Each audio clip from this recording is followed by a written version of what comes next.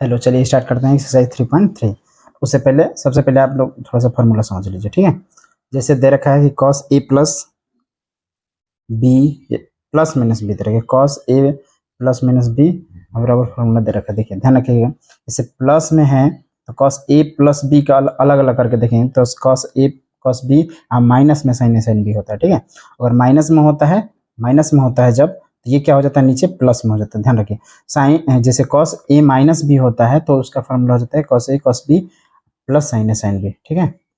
Sign का देखिए, sign अगर प्लस में होता है तो प्लस में ही आता है और माइनस में होता है तो माइनस में ही होता है। यानी कि क्या है, आपका साइन ए प्लस बी हो तो उसका फार्मूला होता है sign A cos B plus cos A sine B, ठीक है। टेन का भी देखिए, तो टेन ए प्लस बी हो तो टेन ए प्लस टेन बी होता है, नीचे माइनस होता है, 1 माइनस टेन बी होता है।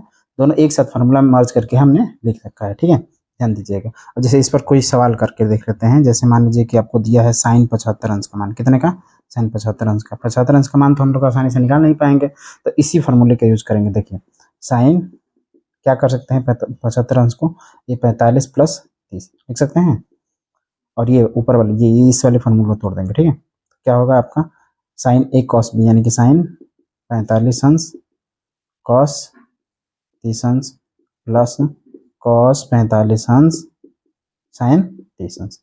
और इस सब का मान हमें पता है, और इसी का मान रख देते हैं। साइन 45 अंश का मान कितना होता है, 1/√2, और कॉस 30 अंश का मान क्या होता है, √3/2, ठीक है। कॉस 45 वहीं 1/√2 और साइन 30 अंश का 1/2।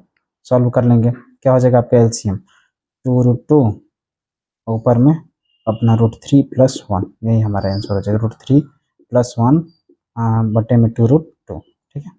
यही आपका आंसर हो जाएगा साइन 75 अंश का मान। साइन 75 अंश का मान √3 + 1 में 2√2।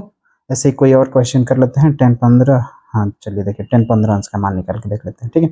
ये सब जो है एक्सरसाइज 3.3 का ही प्रश्न है, 5वां नंबर प्रश्न होगा आपका, ठीक है।